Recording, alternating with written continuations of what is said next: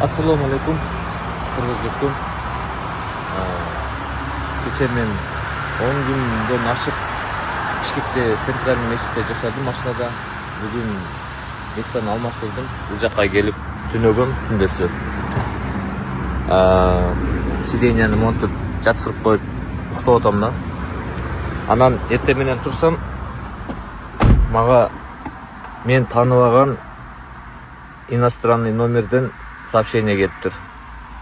Мен бул адамды тааныбайм, туугандар. +7 925 418 60 44 менен. Биринчилерден бол өзү жазыптыр. Кече айтсам ишенбедиң эле. Кайтасың местеңа десем, по-любому киресиң, ишене бер дейт. Анан мен эмоцияга алдырып сөктүм буну. Мынакей. Бул жакта эми толтура СМСтер болду, мынакей. Сотто жолугабыз, жигиттин гүлү дейт. Мен өзүм, туугандар, азыр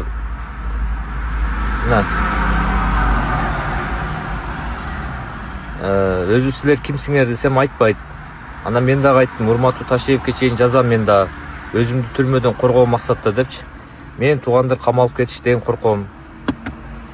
Мынакей, кече тамак аш алып келип беришти балдар.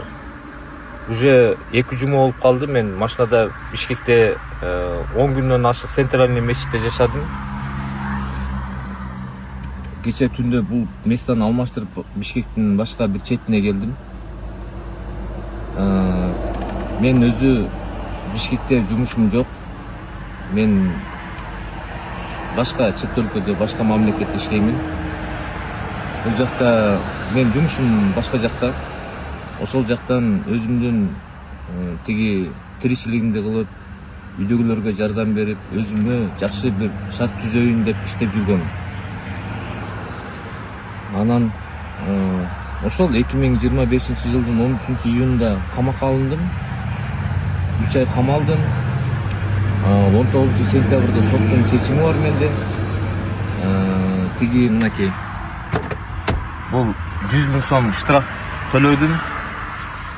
Мына ошо машинада жашап жүрүп, ал жерде Бишкекте качып жүрүп 100 000 төлөдүм. Мына соттун немеси, чечими. 19-сентябрда 100 000 төлөйсүң деп мени чыгарган түрмөдөн. Анан мага айткан, 1 айда күчүнө кирет чечим. 19-октябрда же 20-октябрда келесиң. Печат басып кол коюп берем. Анан жумушуңа кете бересиң деген да. Мен Бишкекте кыйналып кеттим мына 2 жумадан бери. Анан кече среда күнү 22 немеде бардым, октябрдачы. Урматтуу сот, мен кетейин эми. Барып жумушумду жасайын, тиричилигимди кылайын, түшүндүм бардыгын, жакшы жүрөм десем, сага дагы арыз жазылды. Эгер камалып кетсең, штрафыңды кайра 100 000 кайтарып беребиз.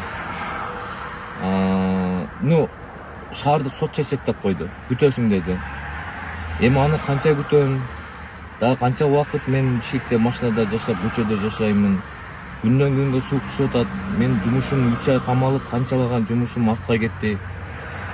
Ошого урматтуу мамлекет кызматкерлер адилеттүүлүктү карап берип койсоңуздар, түрмөгө кайрадан камайбыз деп телефондон ар кандай угрозалар болуп атат. Провокация, шантаждар болуп атат. Өзүм жалгызмын. Ошого аргам кетип, ушу кыргыз элим көзөмөлүндө болсо, ушу Урматтуу Ташиевке чейин ушу маселе жетип барып, карап койсо, чечип берип койсо, мен кетип калсам Кыргызстандан. Ошол жактан үй-жай кылып, өзүмдүн адал эмгегим менен шоромду сатып, тиричилигимди кылып, апам ыйлап атат, атам кызалат болуп атат. Ошого кайсыл учурда спецназдар келип, уруп, тээп, мени колума кишен салып, алып кетет, камап коюп деп коркуп, мына Бишкекте ар жерде бекинип, машинада жашап качып жүрөм. Ошого сураныч, мен деле мусулманмын, мен деле Кыргызстан атуулумун, кыргызмын. Мынчалыкка барбай, сураныч, кой берип койсоңуздар, мен кетип калайын Кыргызстандан.